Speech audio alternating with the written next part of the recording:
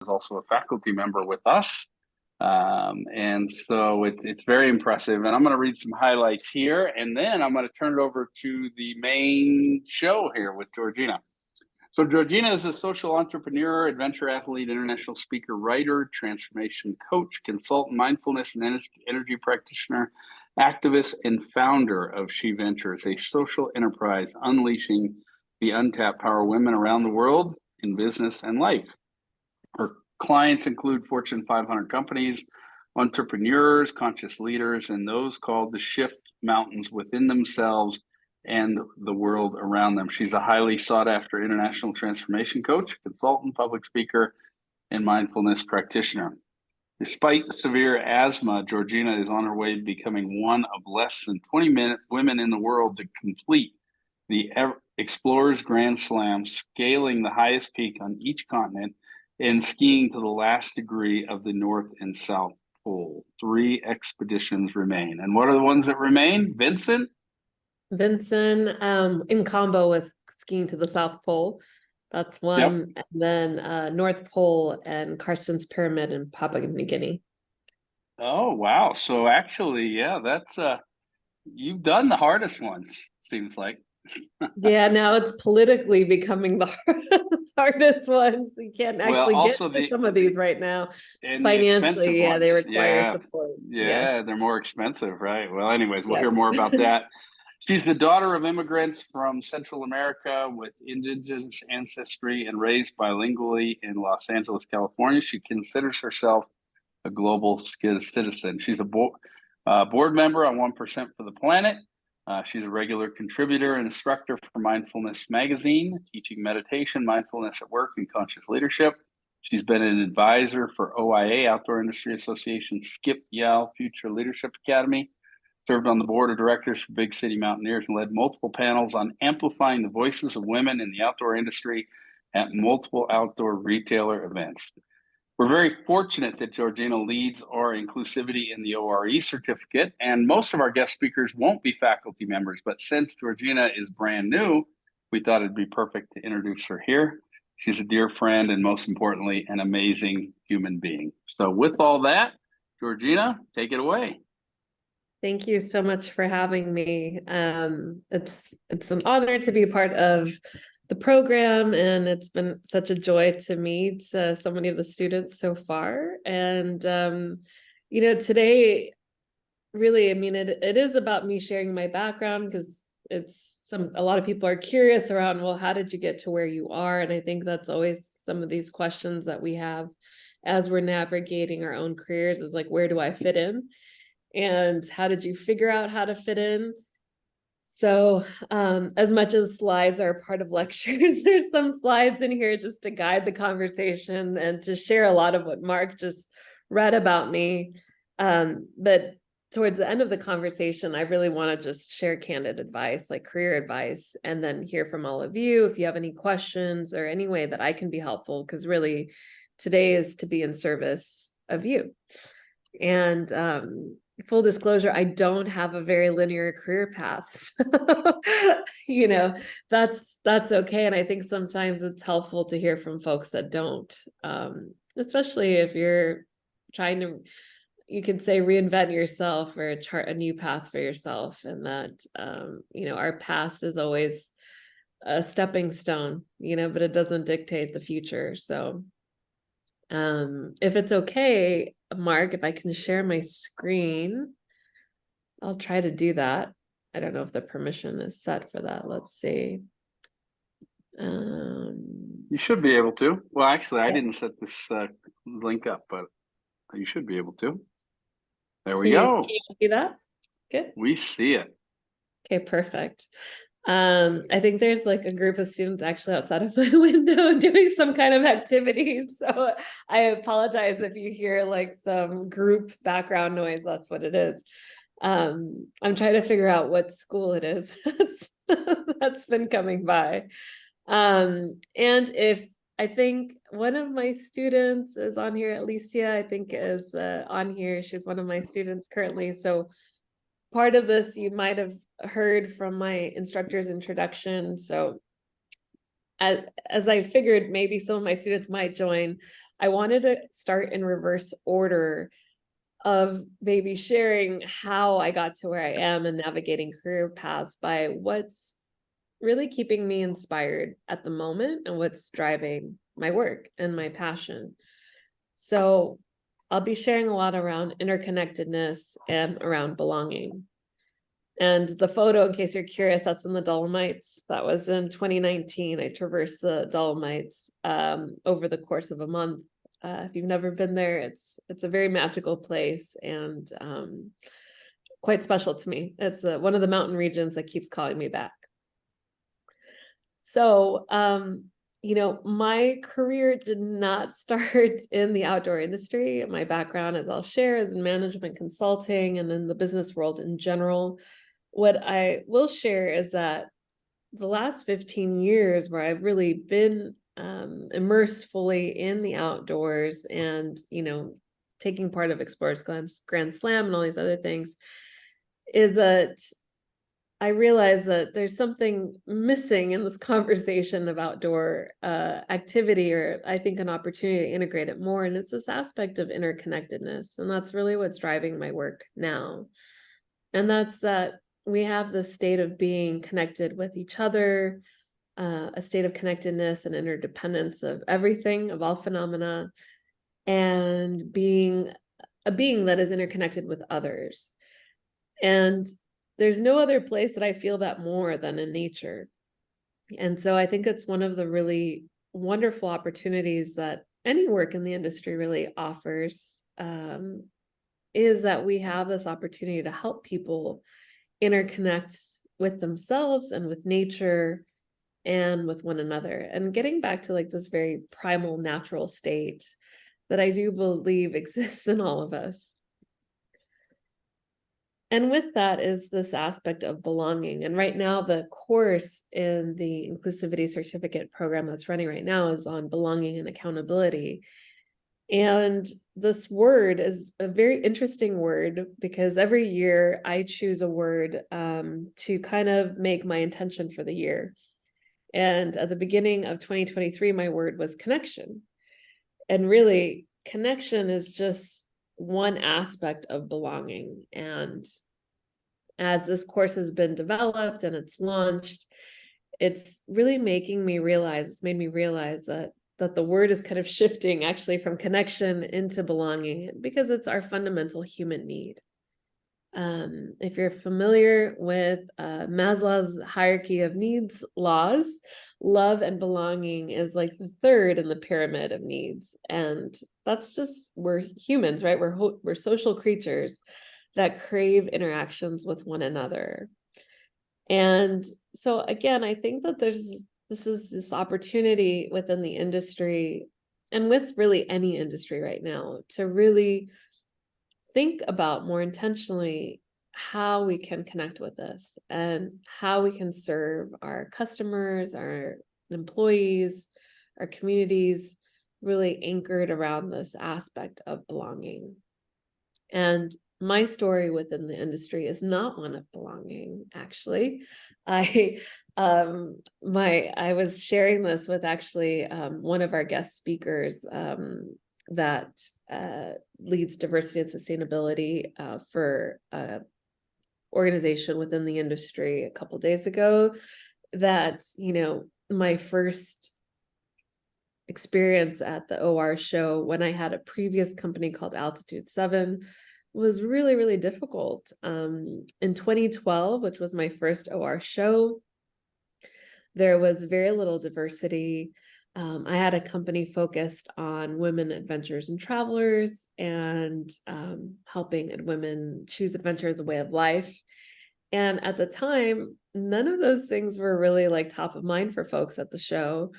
And it wasn't yet trending. And I use that word because what I've seen over the last couple of years is that diversity, equity, inclusion, and now belonging, this word is being introduced, started from a place of necessity because of what was happening in the world post George Floyd, and it quickly turned into a trend.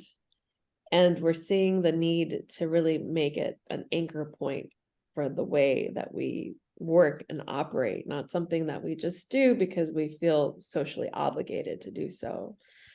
And so it has been a journey for me personally to belong, and having the comfort level to remember that the place I belong first and foremost is in nature. I don't need an industry to tell me I belong in nature. Like that's just my human, fundamental principle, right? It's all of our principles that we are with one with nature. And it took a long time to kind of navigate that space. And I'll share a little bit more about it. But it really speaks to the root of the work that I do, and why I think it's so important is because not just within the outdoor recreation economy industry, but between a lot of the industries I've worked with, this sense of belonging has been missing. And again, it's the beauty of the mountains and of nature that it always creates an opportunity to feel that connection in a way that it doesn't really need permission from anybody else. So I've shared this with my current students right now in the belonging course, but a quote from Brene Brown, who does a lot of work and really is known for her work in belonging. And it just highlights again the importance of belonging. And that is, a deep sense of love and belonging is an irreducible need of all people. We are biologically, cognitively, physically, and spiritually wired to love, to be loved, and to belong. When those needs are not met, we don't function as we were meant to. We break, we fall apart, we numb, we ache, we hurt others, we get sick. And on top of this, there's a very interesting report that's out that says when people don't belong, they actually feel the equivalent of a physical pain. And so, it's something that's not necessarily easy to put in place, but it's fundamental. And again, these are the things that are inspiring me right now to do the work that I do and to serve in the way I do here in this program.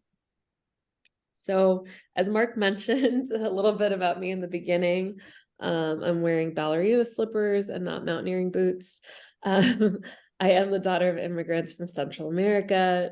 I was not raised to be an outdoor lover. I can count the number of times I got to go camping. I was never athletic growing up. I was voted most improved in every single sport I played because I was that bad. And I didn't get to travel much either as a child, just out of financial restraints.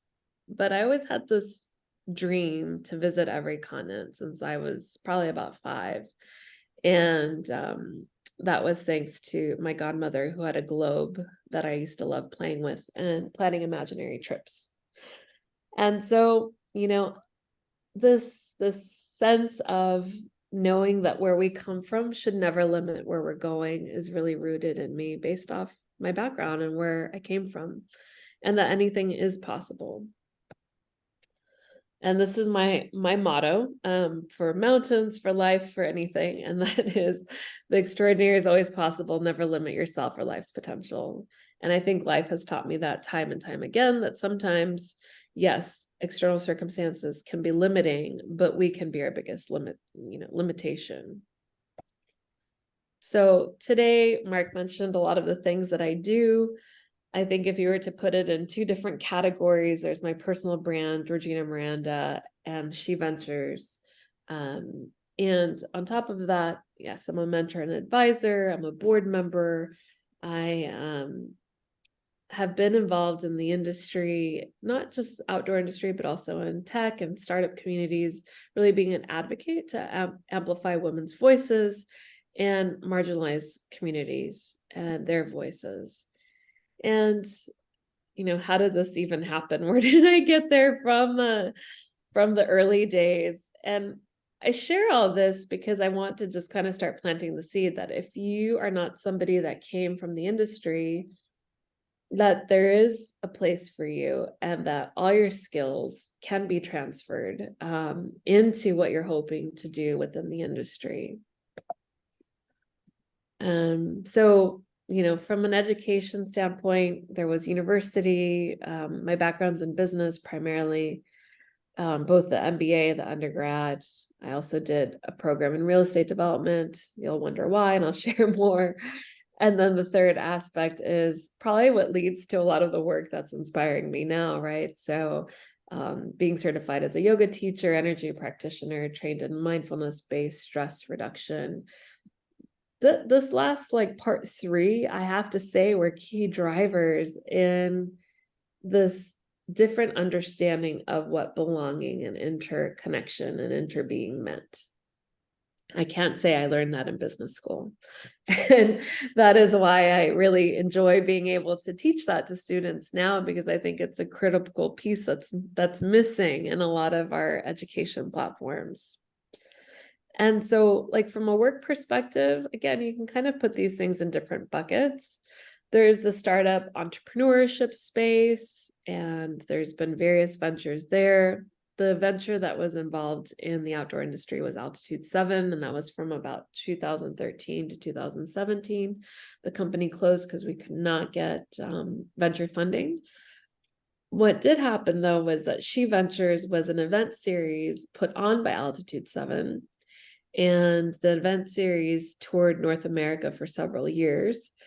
And while the company closed, the event series really gave life to a business. And from understanding the needs of women all around North America and then beyond, as to the inequalities they were facing, the challenges they were facing in their careers, and how we might be of service. My background, my corporate background, is not in the outdoor industry.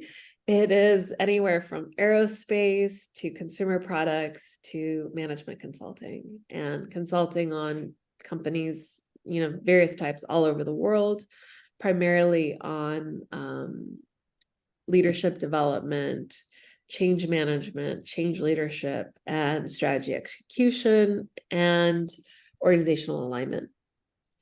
And you might think like, wow, that's not related or relevant to the outdoor industry. But the reality is that every single company needs those, that foundation in order to operate well. So those skill sets do transfer. And then from the Explorer Wellness side, I shared that, I have my personal brand. I do public speaking, coaching, writing. I teach mindfulness at work. And then, yes, I've set off on this mission to complete the Explorer Grand Slam, which didn't start as a way of wanting to be a mountaineer or any of these things. It was a form of activism, which I'll share a little bit more about later. So to give you a sense of like clients and the companies I've worked with, you'll see some here from the outdoor industry for sure. And you'll see a lot of others that aren't. What this has all shown me, though, is that, companies, organizations, in order to be successful, in order to be good to their people and to the planet and to their customers, there's just fundamental themes that they need to be able to be good at. And I'm really grateful for that perspective from having so many different insights from different industries and be able to see these themes and understand them and then help companies address them. The world of business is changing, thank goodness. And I think all of you in this program have a really wonderful opportunity to help businesses, wherever you end up working, to create and grow businesses that thrive in profit, impact, and well-being. They don't have to be mutually exclusive. And so it is a really inspiring time to be doing this work, to be helping shift an industry that I think has needed a shift for a long time. And you will all be a part of creating that shift. So here, just some general, just background slides of the type of consulting that I've done, just to give you a little bit of context, transformation and what that means. And this definitely ties back to the work around inclusivity, because it is the same. Whatever change you're trying to implement in an organization tends to follow a similar process and has similar needs to be able to be successful. And so that's a lot of my background has been in helping organizations transform, whether it's the individual, the team, or the entire organization from a people, process, technology standpoint, helping them shift their mindset, behavior, really creating this people first culture.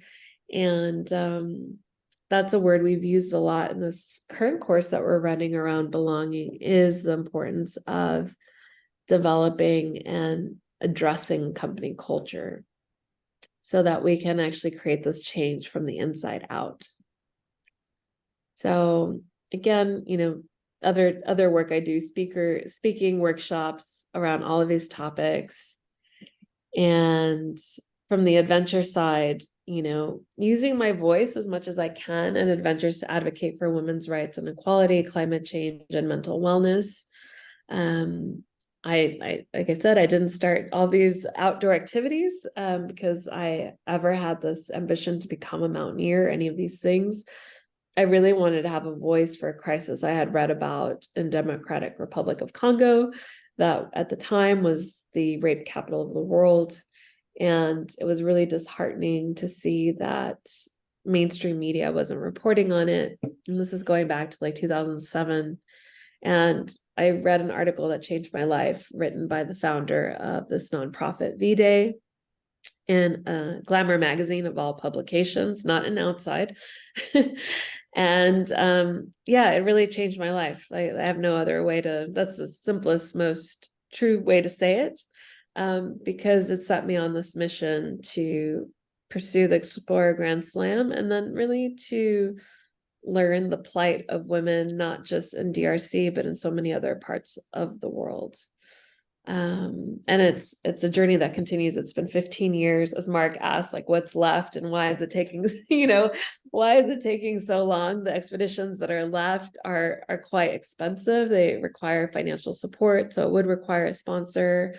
I've funded everything else as much as and as best as I could. And I've had many more adventures outside of the Explorers Grand Slam that are within my means. But it's also been really eye-opening in the industry, and not this aspect of belonging. I had a sponsorship call just in February, actually, and this brand I was talking to about a potential like ambassador role or sponsorship role, they're like, well, the athlete sponsor role is like really reserved for like superhumans doing superhuman things. And as I looked at their roster, I had actually done more than some of their athletes. So it was a really interesting conversation to like just call them out on it. It's like, wait, let's get real about who can be superhuman. Because I'm looking at who's on your ambassador list, and like they do kind of fit the mold of what's in the industry. And I get that I don't. But then like maybe we need to talk a little bit better about what the criteria actually is. And so these have been a lot of my conversations, and over the years I've gotten more courageous about, I don't know if it's necessarily calling people out, but just being more transparent about like, let's get really clear about what the criteria is and who fits within your brand and who, and who doesn't and why. Because that I truly believe awareness drives change. Like without that, we really can't. So if you take a course with me, there's always going to be an element of awareness in it, and awareness starts with ourselves. And so yeah, so that little bit of context there behind this project, and yeah, the challenges even within the project that it's faced. So I do believe that, as it says here, we are called to shape a new world, and that it can be one that is just, that's equal, that protects our planet and prioritizes our overall well-being. That means mentally, physically, and spiritually. And that we can't really change anything if we can't change ourselves, and if we can't look inward first. And if you read anything I write, I always say adventure inward. I think that we are our biggest adventure.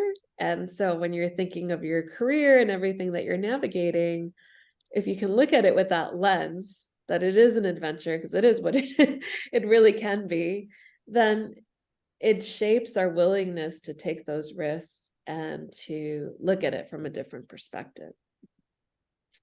So from a media perspective and writing, here are some of the publications that have featured my work, or expeditions, or just thoughts. And I am really excited with Mindful Magazine. They've been a great partner in helping expand my conscious leadership work and mindfulness at work, and also tying it back to the outdoors, actually, and helping people get more present with nature and find my mindfulness in nature, and just that practice of how do we ground, how do we come home to ourselves, that possibility is when we can spend more time in natural environments. And that can be a city park. You don't have to go to the Dolomites. That's the reality. Like, I love city parks. I've spent most of my life in cities, and they can be just, such a godsend when life is crazy and stressful and everything else. And they really are a treasure.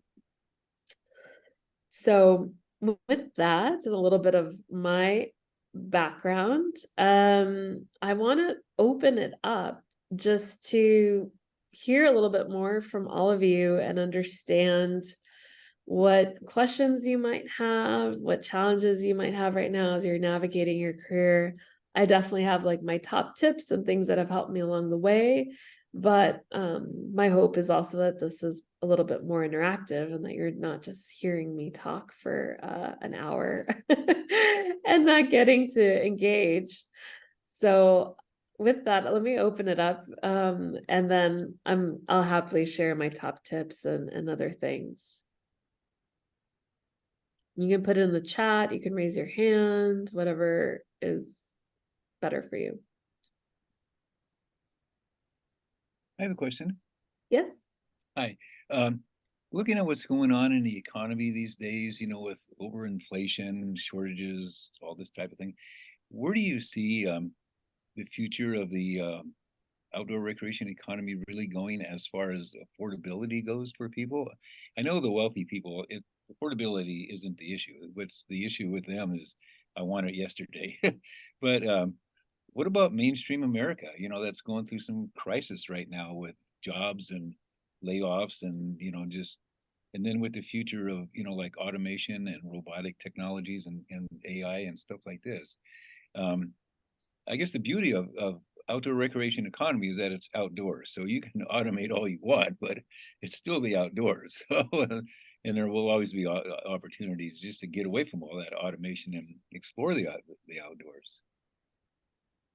Yeah, well, I mean, a couple of things there. One is really taking a look at what is the outdoor industry, right? And where do people go when they have their first outdoor experience to get what they need? And I'm always fascinated that we don't include necessarily like the Walmarts of the world and the Targets of the world. And, just that place you might go get an affordable pair of trainers, like running shoes, and something to go on a picnic with. And, these folks aren't like necessarily going to REI. They're not necessarily going to more of the high-end outdoor traditional retail stores. And really looking at what is outdoor recreation economy? Can outdoor recreation be literally going to the park with your family? Because that doesn't cost that much. That's the meal you were going to pay for anyways to feed your family, and you're taking it, you're putting it, maybe you're even putting in a picnic basket, but maybe not. Maybe you're just putting it in like the reusable bags you get at Trader Joe's or like wherever it is you're going. And that's your version of outdoor recreation. And so I think that that's going to continue to shift and evolve. And I think it's going to take a little bit of time for the industry to kind of take a step back, and that it's not just people rock climbing, and that it's not just people out doing backcountry skiing and doing crazy, like more extreme sports that I very much love to do. But as I said, I also very much have learned that like that city park's pretty precious. And I think that's part of that direction is how do we bring in these other retailers that are serving the masses in an affordable way to just be able to get outside and recreate, to go on a workout of any kind. When I'm hiking in LA, where I grew up, I mean, I see people wearing all sorts of stuff, and this is what they wear to go to the gym, and they're wearing their running shoes, and they're not, maybe even, or maybe they're not even wearing workout clothes. They don't necessarily have a backpack, they're just out there, and that's what they can do. In terms of AI and everything else, I think for the industry, there's like going to be a big upskill opportunity, right? So how to modernize the industry, all of these things, like, yes, they can be scary. Are they going to take jobs away? Are they going to do this? But then also, how can they make any business optimize? And so the industry has a choice if they want to be at the forefront of learning about this, or if they want to be on the tail end. And then I think that comes back to the diversity piece, right? Of who they're hiring and how they're thinking about their IT departments and all these other things, right? It's probably they're going to probably have to think a little bit out of the box from what they normally have been doing.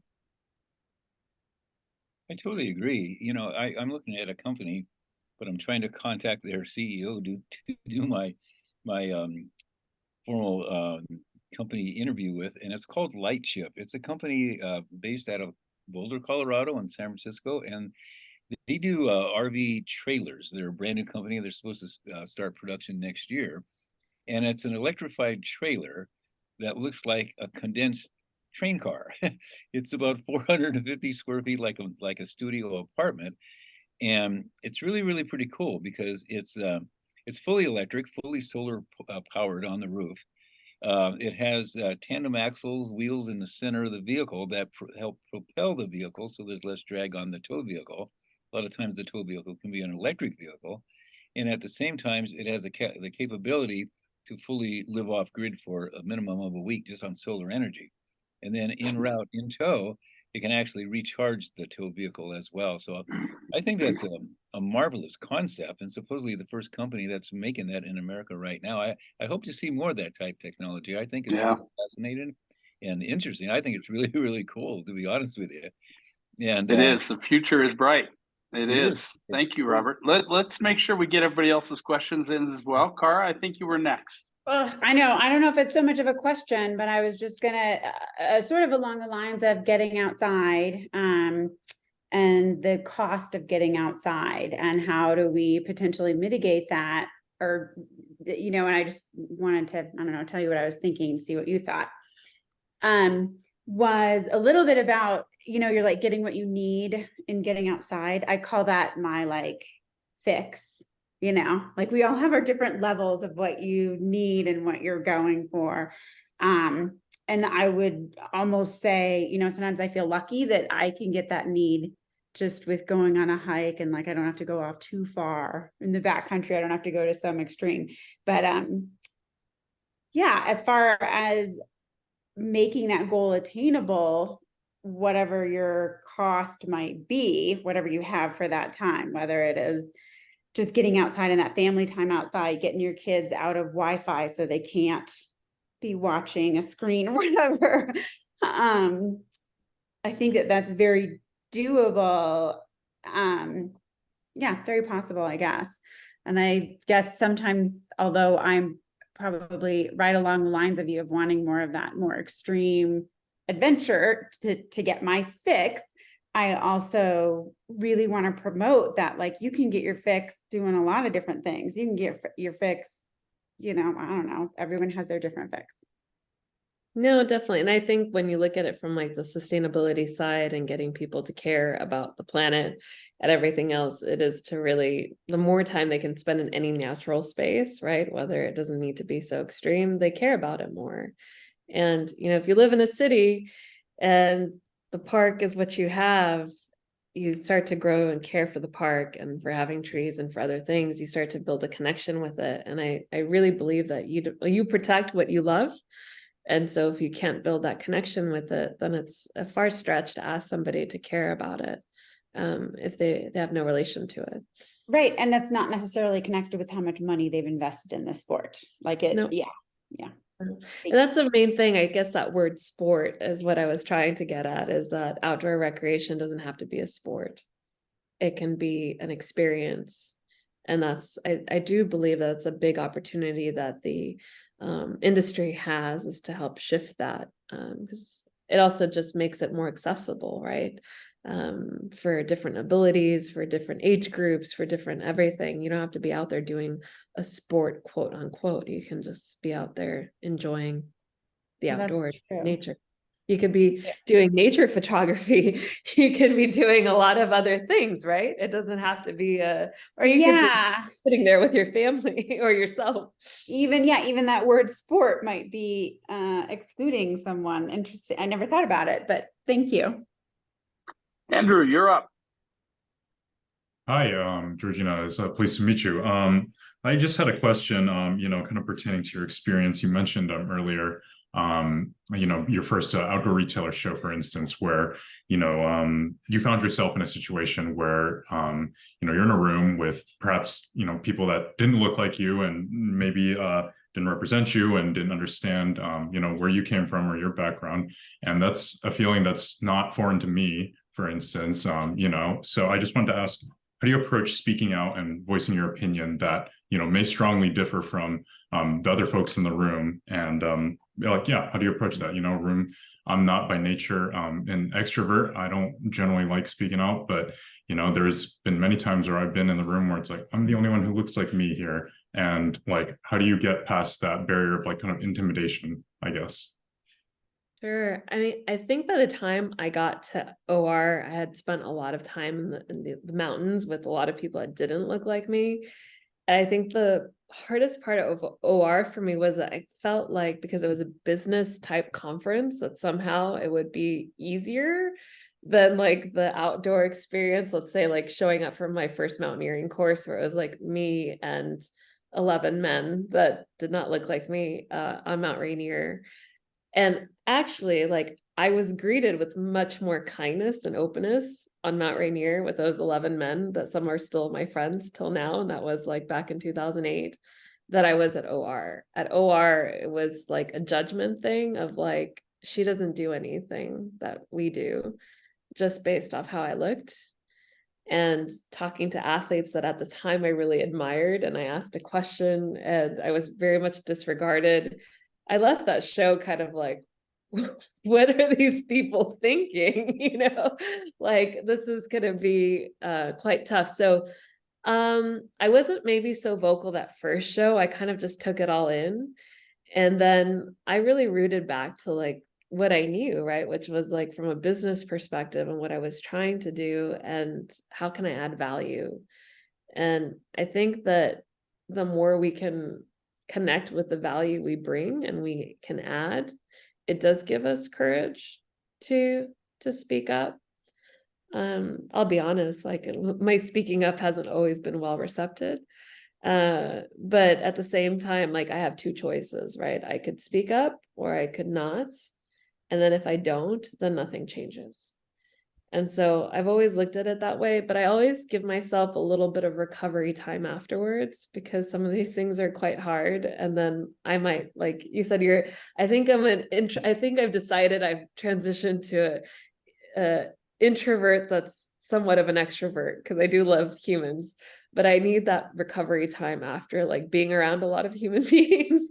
And especially in these challenging situations, like I might just take time for reflection, like to journal, like how does this make me feel? Like what could I have done differently? I might reach out to those people like after the fact. And that's also, so I'm not in a place where I'm like reactive, but more responsive, if that makes sense. Yeah, and also just trying to understand where they're coming from, because we only know what we know. So we don't, and so yeah, I mean, it's trying to give people benefit of the doubt. But I will say it's been a journey. At the beginning it was quite tough. It's taken a little time to build up that skill set. Thank you for sharing your experience. I appreciate it. Yeah, Evan? Yeah, I'm curious about, small companies will start up a couple friends or something like that is usually the DIY sort of origin story. And like you said, just like sustainability, DEI has become a trend, and now it's kind of like everyone's going to do it. And as we saw with ecom, when Amazon showed up and started doing free shipping, every brand had to start doing free shipping. But some of these initiatives are really hard to extrapolate into a larger audience. As a company goes from 0 to 5 to 10 million, where do you feel like they hit that point where they need to start?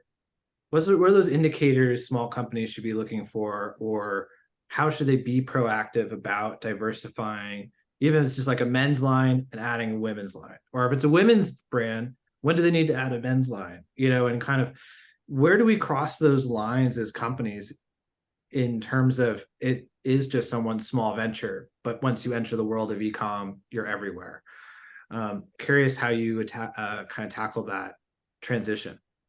Yeah, I mean, I think the main part for any founder, any small team is from the beginning is to be really clear about your values and your mission and your vision. And so diversity, equity, inclusion, belonging, all of this work isn't an afterthought, and even sustainability, that it's part of your foundation. So if it's built into how you started a company, it's going to be part of how you grow a company.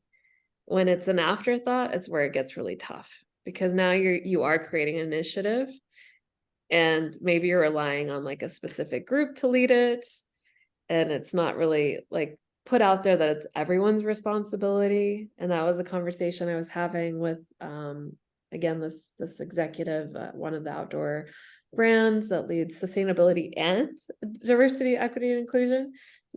She actually leads both.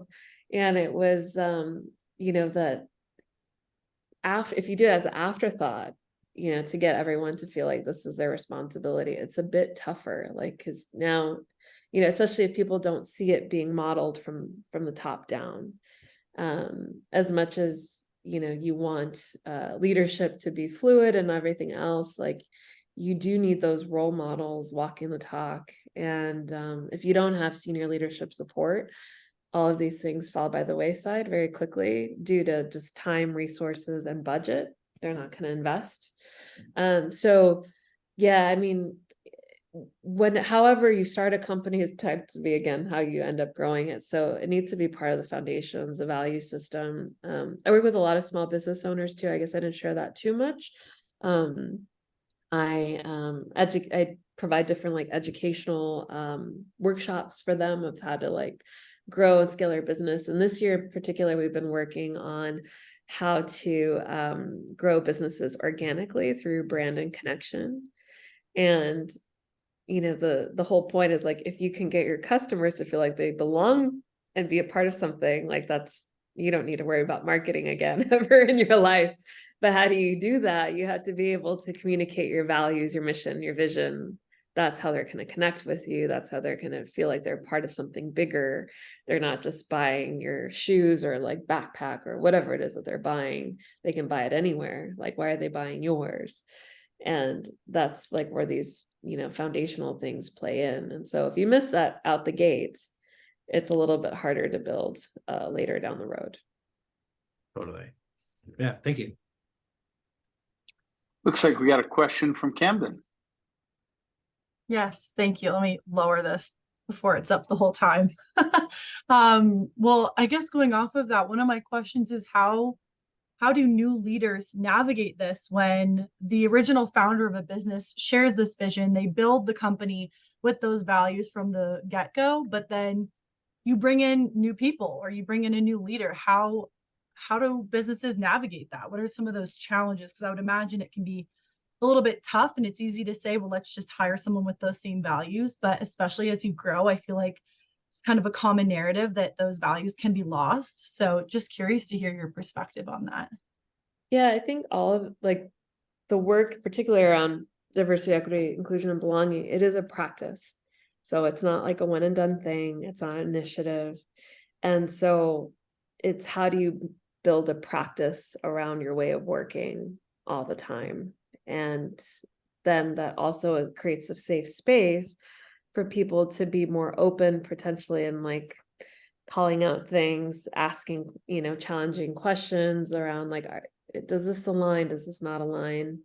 And if it's a company that's trying to play catch up, let's say, like this wasn't a even if they hire a new person and they're like, you're responsible for steering the ship in a whole other direction, they still will need the whole buy-in from senior leaders and from like key stakeholders, change makers within the organization to help everyone come along the journey too.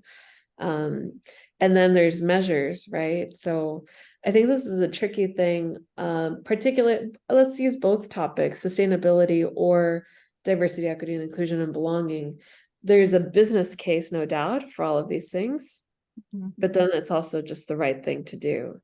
And so it is a balance, because sometimes when companies just base it off a business case and these outcomes that they're trying to achieve by doing these things, if they don't hit the outcomes, within like X given amount of time, they're like, okay, this isn't working, we don't need to do this anymore. Versus like, this is a way of working, this needs to align to our values, and we need to keep practicing this and figuring out why it isn't maybe delivering the results we had hoped.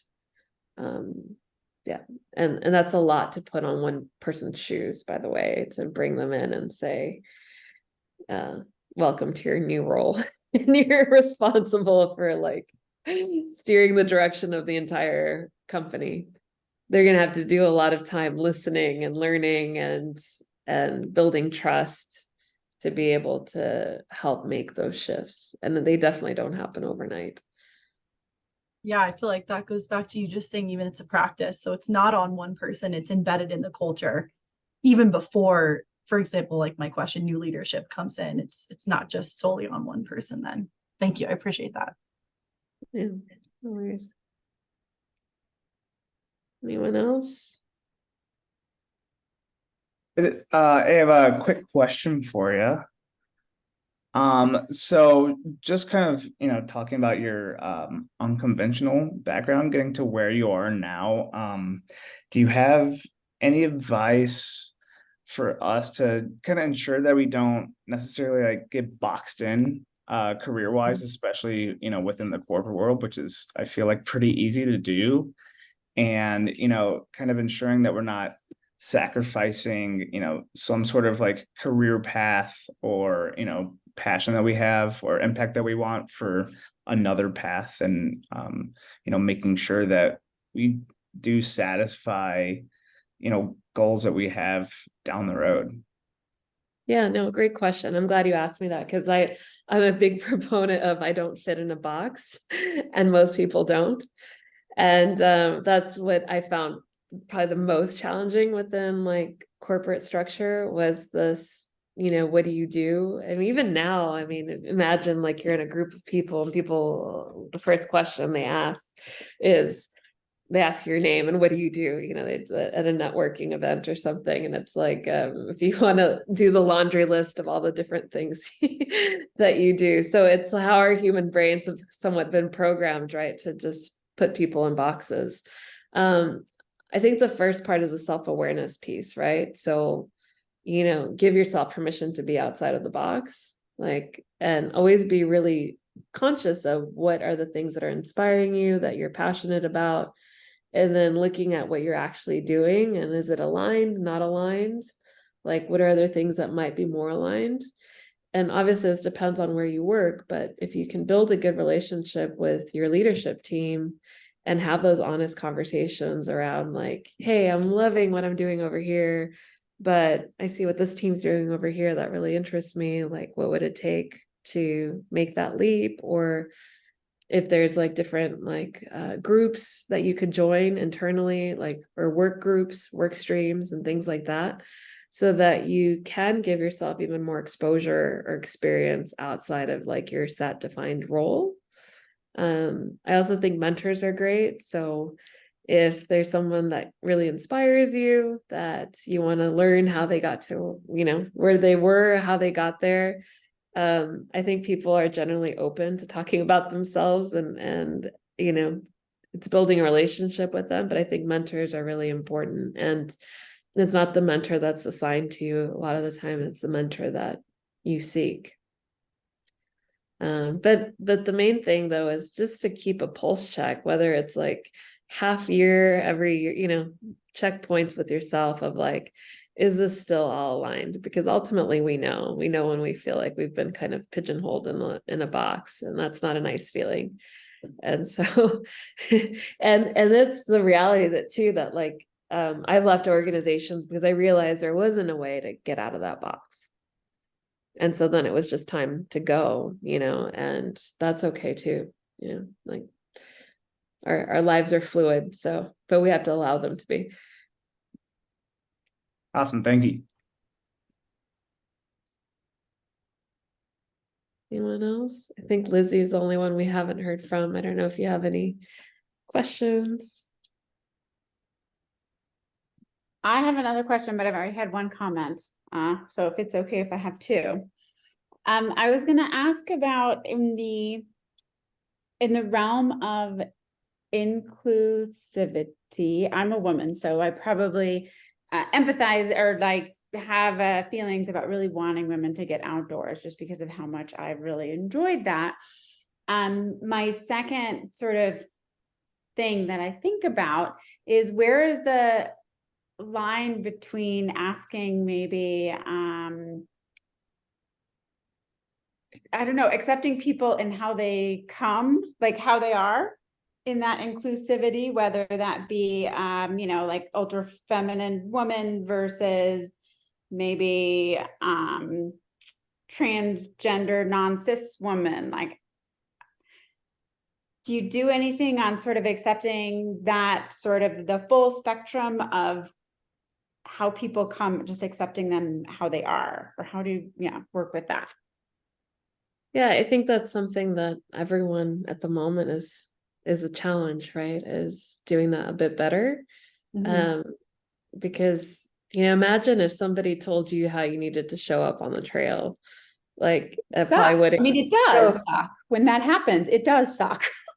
Yeah. So, and I've experienced it in my own ways. I mean, I've gotten negative comments because I have makeup on a mountain, for example, or something. And I just like, that's none of your business. It didn't, and it did not interfere with your getting ready for the day. You know, but then there's all these other studies and research that are out there of just like the different negative experiences that different people with different identities have.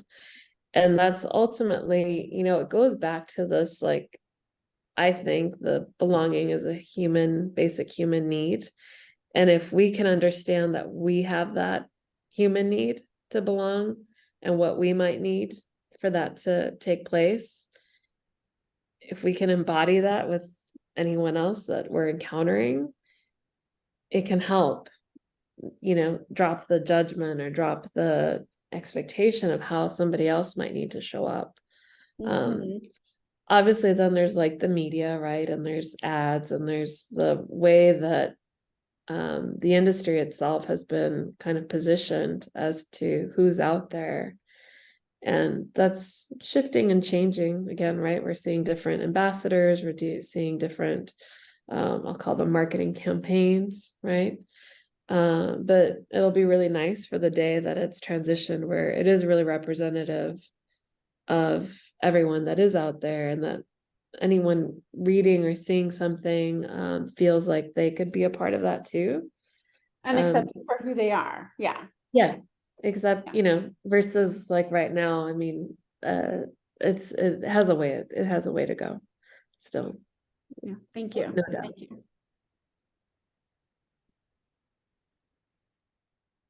Anyone else? Yeah, I will just share, you know, as you're trying to navigate the career journey and things like that, is one, just like stay open and be really intentional, like with yourself, like, what is it that I'm looking for? I'm always amazed sometimes when I'm having either mentor calls or coaching calls with folks.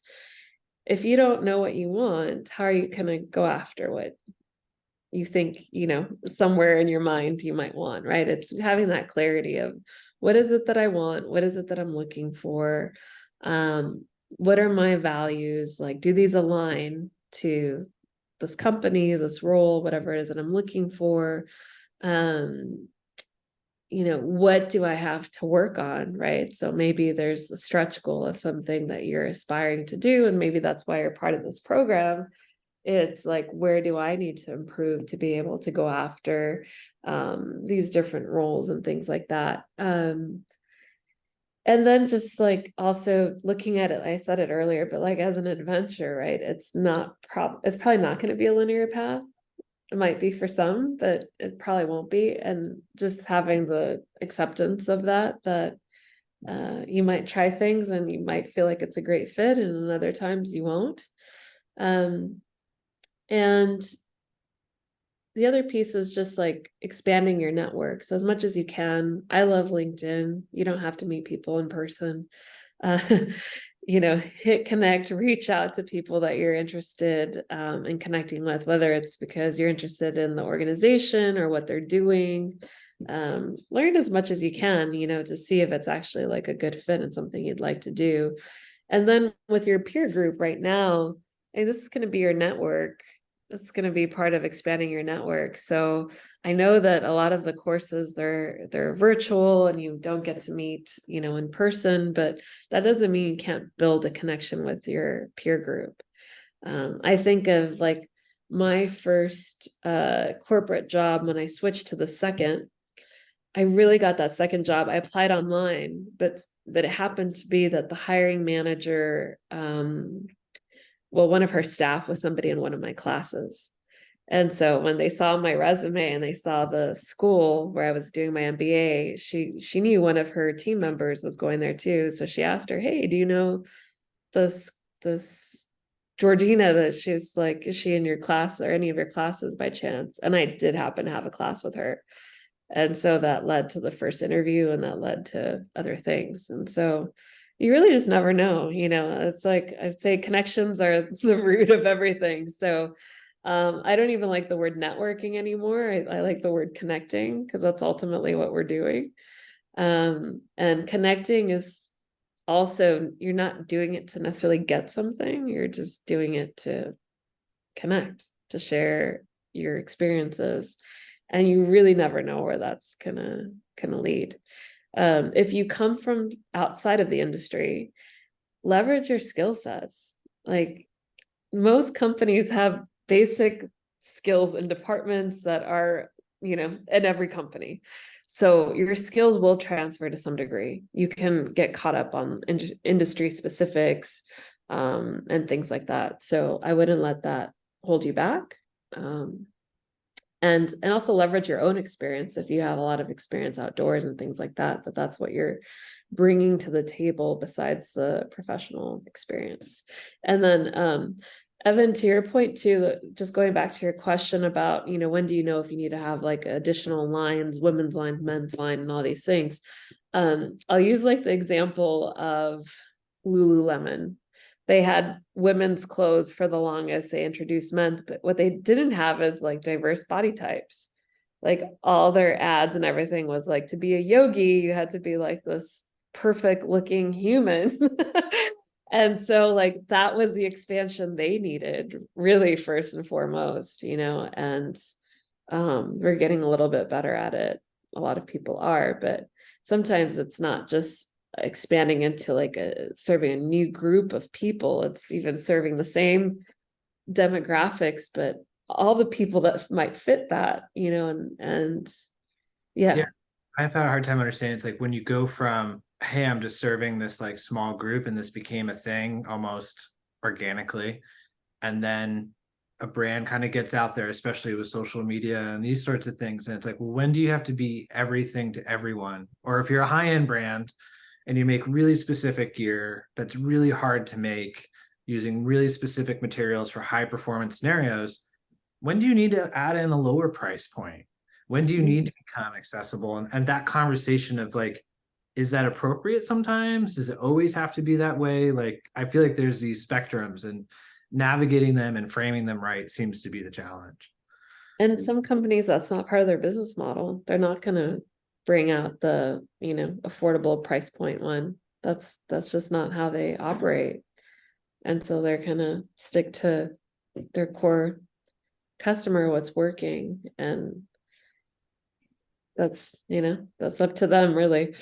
But it also, I think it ties back to the model also, like what they're, and how, you know, how far of a reach and what they're trying to go. I do believe like we can't be everything for everybody.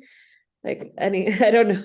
It's, I mean, even if you think of like the big retailers, like a Walmart or a Target or something like that, they're still not for everybody. No. Yeah. They have a lot of things, but they're still not for everybody. Yeah, I was also your other point about city parks and advocating for city park growth in the outdoor recreation space. Like that's something too I've been challenged with living in Philadelphia, San Francisco, Sacramento, like trying to figure out how to get those on par and be as interesting to people in the outdoor space and go like, hey, it could start here. Like, what are some case studies or kind of things that you point to and being like, they did it right, that was the right example, like maybe we should look into that and how that can be applied elsewhere. Yeah, I think that that's still an opportunity, to be honest. I can't pinpoint to like somebody that did it great. I think that not within the industry, but like let's looking more at like the mindfulness industry, which it is an industry of itself now.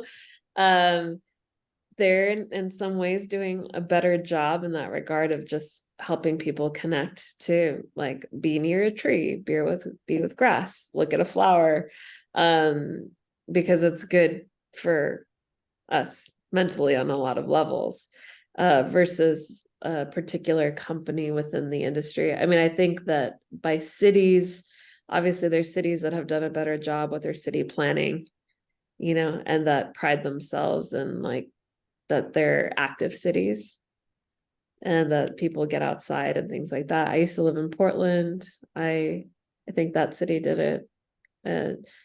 Things have taken a turn since the pandemic, unfortunately, but yeah, during the time I lived there and just seeing like all the redevelopment that they did, like they're very intentional about the bike paths, the, you know, pedestrian access, and that there was open space and things like that. And you know, again, it's like the forefront thinking or afterthought thinking. So it's harder for cities that everything's already all built out and now they're trying to carve out the green space. It's a little bit tougher. Yeah, totally. But there's what the size of Manhattan and single level parking lots in LA. Yeah, but I have to say, every time I go to Manhattan, I always go to Central Park to go for runs before my meetings and my whatever it is I'm there for. Like it keeps me sane while I'm there for the week. So, you know, it is a treasure. So, and so is like Prospect Park in Brooklyn and things like that. You know, they're yeah, and you see people enjoying them, which is really nice. Yeah, sure. Yeah, like the San Gabriel Mountains is the only place I've been seeing. And Colorado has been really good with the bilingual signage, but like the rest of California, you don't see it much. But I've seen it up there for whatever reason. Like I don't know what effort pushed that ahead there, but then like, you know, around Mariposa or somewhere like that, you don't see any of it. Yeah, and I think that that's ultimately like these case studies are best practices, like the more they can be shared, right?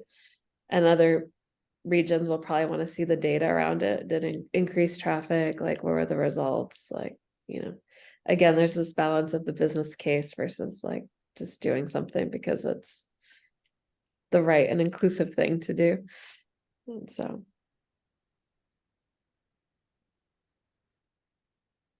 Anyone else? I see like 2 chats, but let's see. Oh, no worries, Lizzie. And yeah, anyone else? Mark, do you have anything? No, I think that's excellent. Is that the end of your presentation as well with this? I just wanted to make sure you were through with that. Yeah, I'm just gonna make sure. I'm pretty sure it was though. Yes, I think. Okay, I wasn't sure if you were coming back to it. No. I just, you know, I love love slides, but I also really love just interaction more. And I think that that was really the intention here, was just to, you know, I'm happy to share anything else around how I navigated and all of that. I mean, like I said, I've been bouncing back between entrepreneurship and then the corporate space, and then still holding true to the entrepreneurship, but then doing other collaborations like I am now with being a lecturer and leading the certificate. And that's why I started with the purpose piece for me, because that's really how I'm choosing what work I want to do going forward. And it took a long time to be able to do that. So, you know, I'm not saying that that's how it starts, but it never left me, right? I think that when I was in roles that I really didn't feel like it was fitting my purpose, that it was really hard to stay in them. So it always sparked the different moves that happened. And yeah, and just curious, so for everyone that's on the call, like what type of roles are you in now, or are you looking for new roles, or just to understand where everybody's at? I'm not looking for a new role. I'm good. Okay, well, Okay. I texted you something about how much I appreciate your connection versus networking. I feel like the words like networking implies you have some agenda, where connection is just like you don't care. And I am looking for a new role. I've been at home with my kids for many years. I've worked a little bit in retail, thinking that was a good way to kind of find and navigate into a career, and have not had much luck with that. So this is my next step. Okay, great. And how long have you been with the program? Oh, this is what, 6 weeks? Oh, great. Okay, Very very good. new. There you go. Well, then that connection piece becomes even more important, and sharing that. And I have worked with She Ventures, also coached a lot of women that took a career break for family reasons. And then, you know, that confidence piece is just so important, of remembering, you know, whatever was there before all of this, and that is still there. Right. And It still applies. It's just different. Thank you. I appreciate it. Thanks. For because I don't know, there's this interesting thing, and it's interesting where in the world you're looking at CVs, resumes, is this any gaps? So I spend a lot of time in Europe, and gaps are like okay there. And people take them all the time right after school. They don't go straight to a new job, you know. They might take a break in between different master's programs or other things. The maternity laws are much different, so they take longer breaks. And so it's helped me kind of normalize this idea that a pause is actually like completely fine. And helping other people, like I think always we have to accept it first before we can expect somebody else to accept it, if that makes sense. If we go into an interview or something like, oh, but I had this pause. And then okay, right. Yeah. Yeah. So yeah, I think pauses are totally good and healthy, and that's okay. It's life. Thanks. Yeah. Robert, go ahead. Oh, I totally agree. I've been a student for the last 10 years, continuous. After working 20 years in accounting and finance when Ronald Reagan was president, and lost my job, lost my home because of the real estate crash. So I decided to go back to school, and I love it. My role right now is student, but I'm looking forward to get back into the employment sector too as well, and especially in the outdoor recreation economy, something that I have a personal passion for, and something that I do. I love doing. Accounting is fine. It's been a good career, but it's a paycheck. It's not a passion for me. But my role now is student, and I'm enjoying it. And I've been here officially 6 weeks as well. So I'm brand new. Amazing. Well, good for you for pursuing the passion piece, because yeah, for sure. Thank you. Yeah. Anyone else? Yeah, I'm also currently student and like in the, career transition I like to say that like before the roles I had were jobs, and now I'm, looking for an actual career path, something that, provides purpose. So that's where I am. And the funny thing is this program has almost confused me more because I'm realizing all the awesome things that I can do that are possibilities. And so, navigating that space at the moment. Right.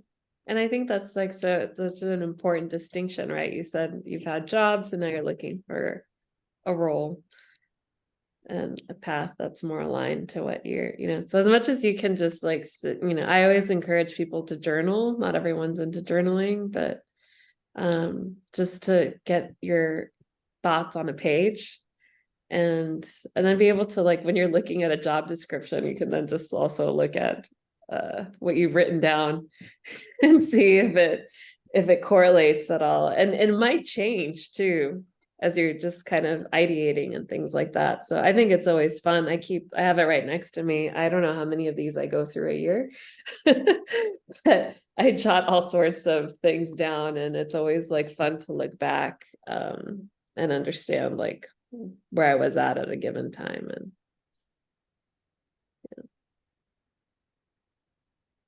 Yeah, I've gone 15 plus years in-house, small brands, built those brand books. I feel like being in the program, which I'm now in my third course there, is the journaling, because I don't have to check a brand book or check with a boss if something's okay for copy for release. So that's been really great in itself. But I'm kind of using this as a pivot point to go from the brand side to the public side, because I've seen the inner workings of CFOs and brand managers. And I think the thing that always gets me is the assumption that someone's going to do something for me for cheaper. And always seeing that symptom everywhere I go. Well, we're this, we're that, and the ego around the brand, and just kind of over that aspect. So using the program as a way to get to another side, to a facet of the outdoor economy, and not necessarily be in-house at a brand and have my full schedule taken over. And currently I have my own agency and just been kind of doing small projects and then school stuff as its own time consumptive client, if you will. It's a good way to look at it. There you go. Investment is how I like to look at it. Just Yeah, I had a public lands client prior to this, and that was really a motivator to join the program. But they were a nonprofit and they took a lot of time. And so that seems to be the trade-off in my world. Got it. Well, thank you for sharing and all the best. And I think I hope that the insights from the courses and then also the community help create that shift for you too. Well, I want to thank you all for joining us on our first meeting. We love your feedback as it relates to, is this getting closer to what you'd all like in terms of building community and having the opportunity to have some Q&A live. So we're very grateful that you spent the last, hour and 15 minutes with us. And Georgina, thank you so much, because many of you don't know, Georgina's in Portugal. And what time is it right now, Georgina? It's 1:16 a.m. So Georgina, a special thanks to her, both for No her wisdom. thank you for And your for staying dedication. up late for us tonight. So, and No, thank I'm you, happy Pilar, to. for putting it on. So Yeah. look forward to continuing the conversation with all of you, and have a wonderful evening, and good night, Georgina. Thank you so much, everyone. Thank you all. Thanks. Take it easy.